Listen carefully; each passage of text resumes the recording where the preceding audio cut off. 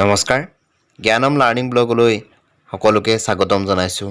আজিৰ ভিডিঅ'ত আগবঢ়াইছোঁ কেইটামান প্ৰয়োজনীয় সাধাৰণ জ্ঞানৰ প্ৰশ্নোত্তৰ। এই প্ৰশ্নোত্তৰ ৰিটাৰ্ণটো ধাৰাবাহিকভাৱে আগবঢ়াই থকা হ'ব। প্ৰত্যেকটো খণ্ডতে 20টাকৈ প্ৰশ্নোত্তৰ থাকিব। প্ৰতিটো প্ৰশ্নৰ উত্তৰ ভাবিবলৈ 10 ছেকেণ্ডকৈ সময় পাব। 10 ছেকেণ্ডৰ পাছত শুদ্ধ উত্তৰটো জনাই দিয়া হ'ব। একেবাৰে শেষত আপোনালোকৰ বাবে এটা প্ৰশ্ন থাকিব। সেই প্ৰশ্নটোৰ উত্তৰ আপোনালোকে কমেণ্ট কৰি জনাব। এতিয়া হওকচোন ভিডিঅ'টো আৰম্ভ কৰোঁ।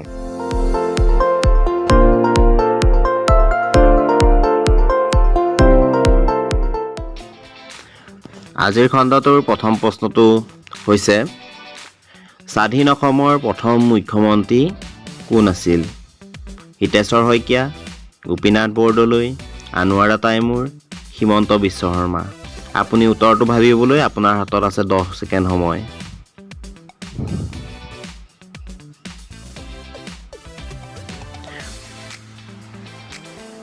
স্বাধীন অসমৰ প্ৰথম মুখ্যমন্ত্ৰী আছিল গোপীনাথ বৰদলৈ।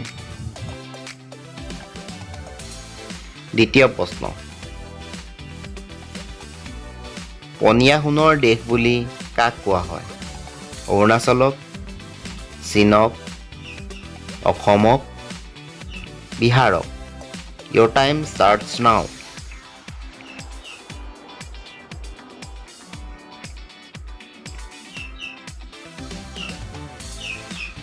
এই প্ৰশ্নটোৰ শুদ্ধ উত্তৰটো হ'ল অসমক।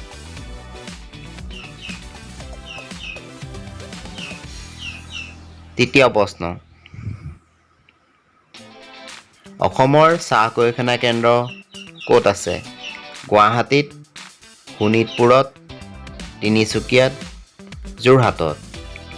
টাইম ষ্টাৰ্টছ নাও।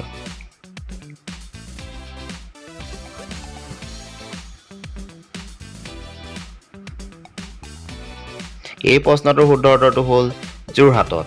আপুনি ভবাটোৱেই হয়নে? চতুৰ্থ প্ৰশ্ন, প্ৰথম অসমীয়া ৰাজ্যপালজনৰ নাম কি? হলিৰাম ডেকা, বিষ্ণুৰাম মেধি, আনন্দৰাম বৰুৱা, মায়াৰাম তামুলী। টাইম ষ্টাৰ্টছ নাও।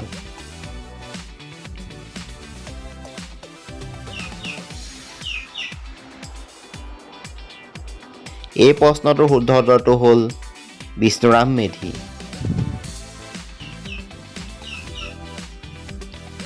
পঞ্চম প্ৰশ্ন, প্ৰথমজন অসমীয়া ৰাষ্ট্ৰপতি কোন আছিল? ফখৰুদ্দিন আলি আহমেদ, বিষ্ণুৰাম মেধি, জাকিৰ হুছেইন, শংকৰ দয়াল শৰ্মা। টাইম ষ্টাৰ্টছ নাও।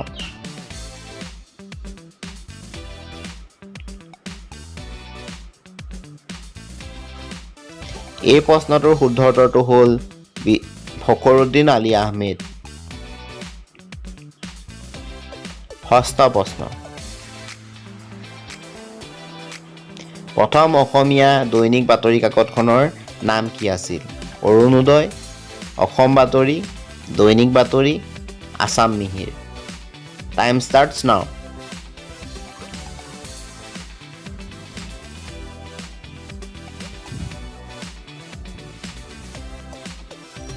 এই প্ৰশ্নটোৰ শুদ্ধ উত্তৰটো হ'ল দৈনিক বাতৰি।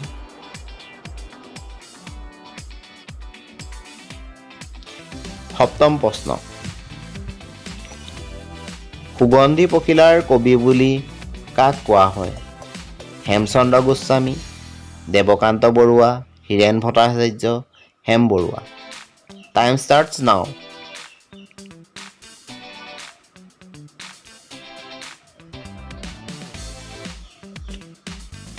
এই প্ৰশ্নটোৰ শুদ্ধ উত্তৰটো হ'ল হীৰেণ ভট্টাচাৰ্য। অষ্টম প্ৰশ্ন, ব্ৰহ্মপুত্ৰ উপত্যকাত ৰেল সেৱা কেতিয়াৰ পৰা আৰম্ভ হৈছিল? 1920 চনত, 1901 চনত, 1890 চনত, 1884 চনত।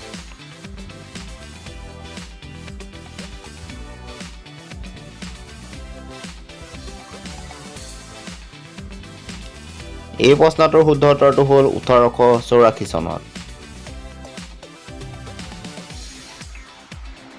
নৱম প্ৰশ্ন, শৰাইঘাটৰ যুদ্ধৰ সময়ত আহোম ৰজা কোন আছিল? ৰুদ্ৰসিংহ, চক্ৰধ্বজ সিংহ, ৰামসিংহ, প্ৰতাপসিংহ।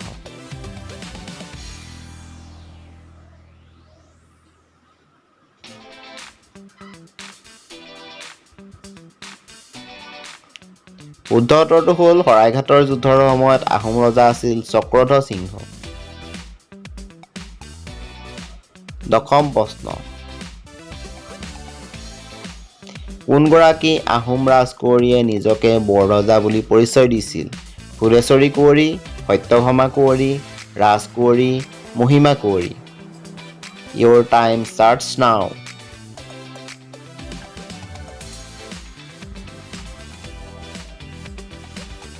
এই প্ৰশ্নটোৰ শুদ্ধ উত্তৰটো হ'ল ফুলেশ্বৰী কুঁৱৰী।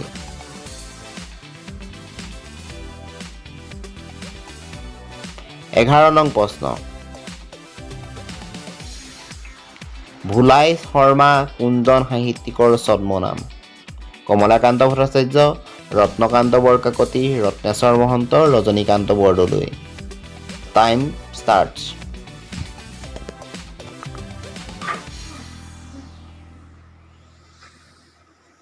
এই প্ৰশ্নটোৰ শুদ্ধ উত্তৰটো হ'ল ৰজনীকান্ত বৰদলৈ।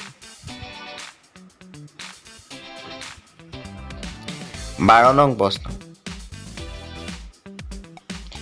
অপ্ৰমাদী কবি বুলি কাক কোৱা হয়? মাধৱ কন্দলী, ৰাম সৰস্বতী, শৈলধৰ ৰাজখোৱা, দেৱকান্ত বৰুৱা।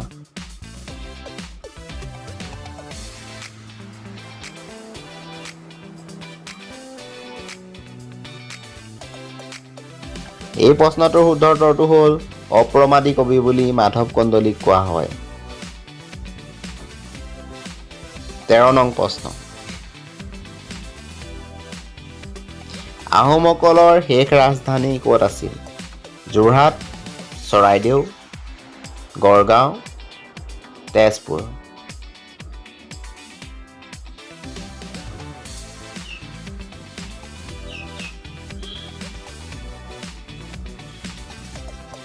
এই প্ৰশ্নটোৰ শুদ্ধ উত্তৰটো হ'ল আহোমসকলৰ শেষ ৰাজধানী আছিল যোৰহাটত।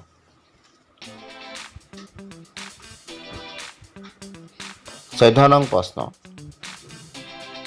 অসমৰ কোনখন জিলাত গৰম পানীৰ উঁহ আছে?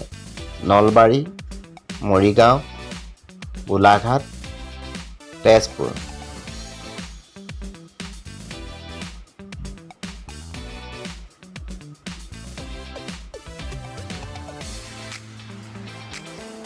শুদ্ধ উত্তৰটো হ'ল অসমৰ গোলাঘাট জিলাত গৰম পানীৰ উঁহ আছে। 15 নং প্ৰশ্ন। অসম বিধানসভাৰ মুঠ আসনৰ সংখ্যা কিমান? 14খন, 124খন, 145খন, 126খন। টাইম ষ্টাৰ্টছ নাও।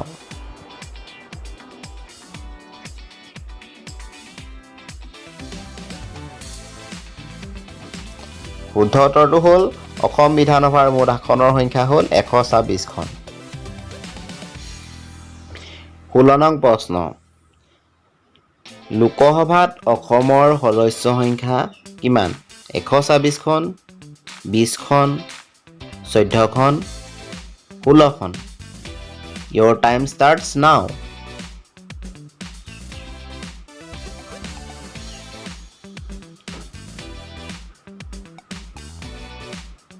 শুদ্ধ উত্তৰটো হ'ল লোকসভাত অসমৰ সদস্য সংখ্যা হ'ল 14খন। 17 নং প্ৰশ্ন। কোনখন ঠাইক মানচেষ্টাৰ অফ ইষ্ট বুলি কোৱা হয়? যোৰহাট, মাজুলী, শিৱসাগৰ, তেজপুৰ। আপুনি জানেনে বাৰু?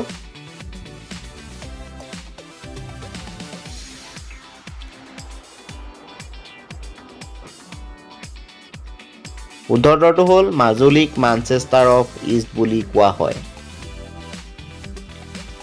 18 নং প্ৰশ্ন।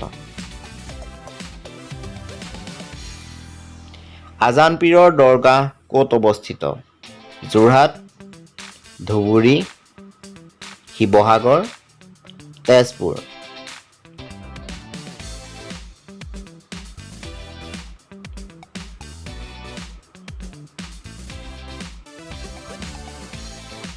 এই প্ৰশ্নটোৰ শুদ্ধ উত্তৰটো হ'ল শিৱসাগৰ।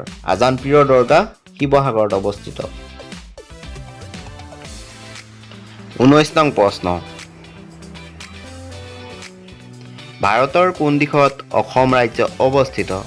উত্তৰ দিশত, উত্তৰ পূব দিশত, পশ্চিম দিশত, দক্ষিণ দিশত।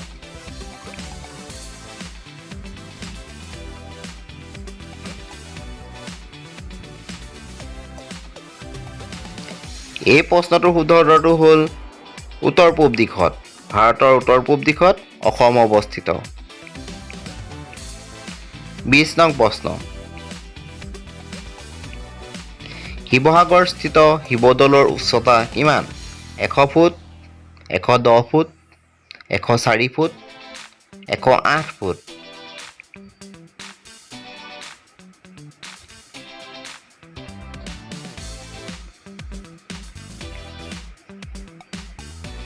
এই প্ৰশ্নটোৰ শুদ্ধ উত্তৰটো হ'ল শিৱসাগৰস্থিত শিৱদৌলৰ উচ্চতা 104 ফুট। এই খণ্ডটোৰ প্ৰশ্ন উত্তৰ শিতান এইখিনিতে সামৰিলোঁ। এই প্ৰশ্নটো হ'ল আপোনাৰ বাবে।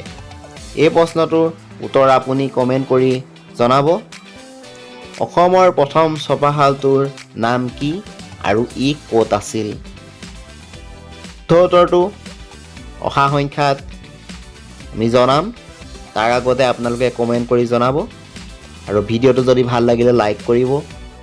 চেনেলটো যদি এতিয়াও ছাবস্ক্ৰাইব কৰা নাই ছাবস্ক্ৰাইব কৰি দিব। ধন্যবাদ।